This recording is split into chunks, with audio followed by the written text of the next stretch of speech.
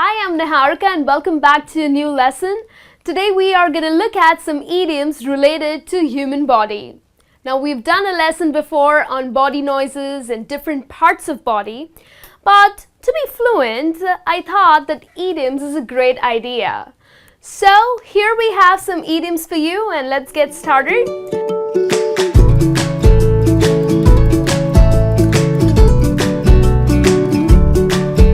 First one is beat one's head against the wall.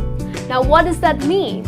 Well, it means when you are trying something really hard to achieve something and you're not successful. Well, it means that you're wasting your time. You are beating your head against the wall. So it means that all your attempts are failing.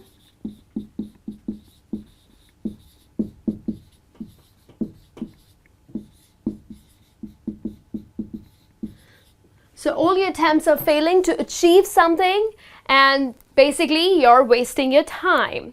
So for example, like my cousin, she's just bought a new dog, okay, a little puppy who's adorable, but she's been trying to potty train him and it's just taking forever. She's just wasting her time because the dog is just not learning.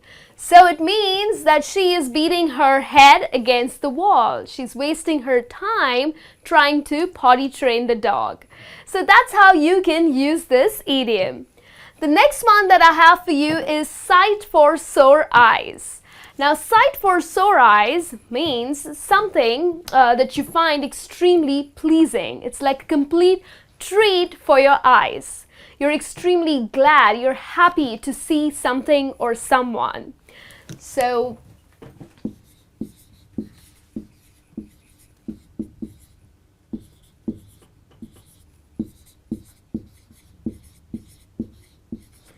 you're extremely happy to see someone or something.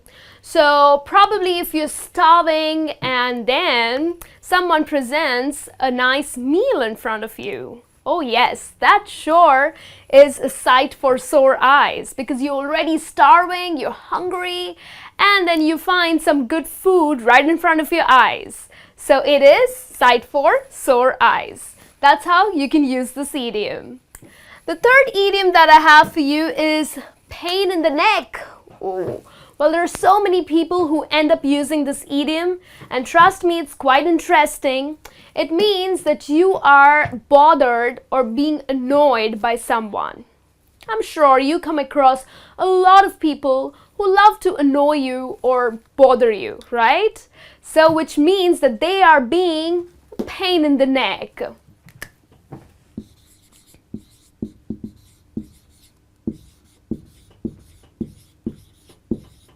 So you're being annoyed by someone. So if you have a colleague where you're working, you have a colleague who keeps bothering you, troubling you when you are trying to get your work done, it means that he's being a pain in the neck, right? So you can use this idiom for such people, for such annoying people. The fourth one that I have for you is wash your hands off. Now wash your hands off a problem or a situation. It means that you are just letting it go. You don't care anymore. You're not bothered. It's none of your business. So which means that you're washing off your hands of a problem or a situation. Like you don't want to deal with it. You refuse to deal with it.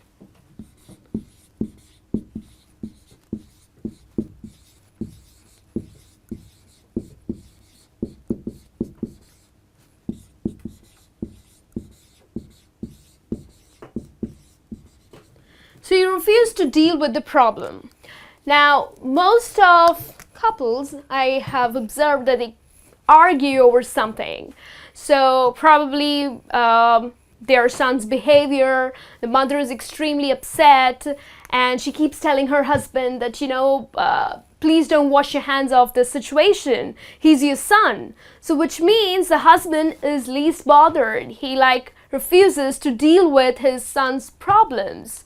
So that's how you can use this idiom. And then the fifth one is weak at the knees. Well, when you go weak at the knees, it means you are very nervous.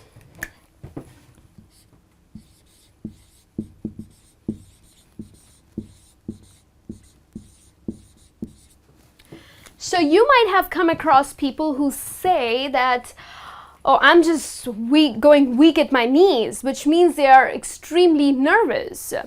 Probably you see a very attractive man, and if he comes and talks to you, you get really nervous. You get those butterflies in your stomach, so which means you are going weak at the knees.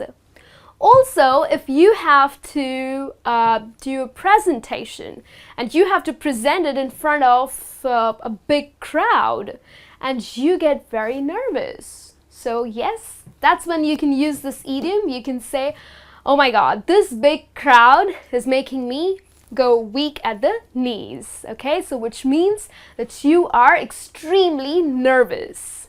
Okay? The next one is cast iron stomach. Well, cast iron stomach means you have a very strong stomach. You can withstand bad food, okay, something that is just so unpalatable, and your stomach can still stand it. So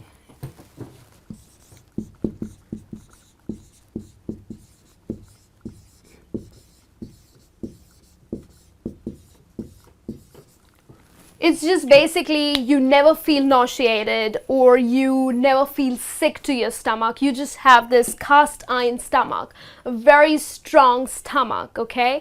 So if you end up eating a lot of spicy food, hot peppers, jalapenos, and still you don't feel sick, which means you have a cast iron stomach, okay? And then the last idiom that I have for you related to the body, human body, is land on your feet. Now, land on your feet means that to recover quickly from a very bad experience or a very bad situation. Probably you failed in a business, okay? You went into a big loss, or probably you fell sick, but you have recovered really fast, which means you have landed on your feet. So I have this friend of mine who's extremely lucky. He always lands on his feet. Well, the reason because he works hard, you know, it's not that he gives up easily. So even after a big downfall, he'll just recover quick. So which means he lands on his feet.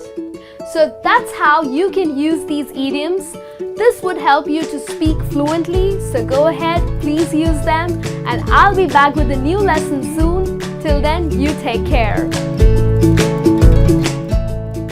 Well, English is a language that can often confuse you and challenge you, right? So there's a lot of words out there which are prone to being mispronounced. Now, mispronunciation just takes the magic out of the language. So I have a list of common words which get mispronounced, but I'm going to tell you what is the correct pronunciation. Stay with me.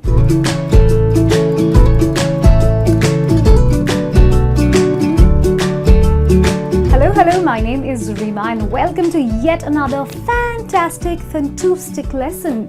Did I just say fantastic? Well, I actually mispronounced fantastic. That's right, that's what happens in the English language. A lot of words, they don't get pronounced properly. That means people don't really say them the way they're supposed to be said. So what I'm going to do is I'm going to take you through a list of words which are very commonly mispronounced, and I'm going to clarify and tell you the correct pronunciation so that you do not make a mistake, and the next time when you're speaking, people don't snicker and laugh at you. So the first one. Hello friends, I am Niharika. You know, we all realize that life is quite a struggle. And that's exactly the reason why we all love to hear words that encourage us. Am I right?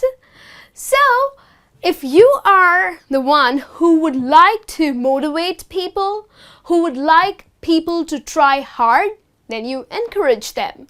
So in this lesson today, I have some set of phrases that would help you to encourage people.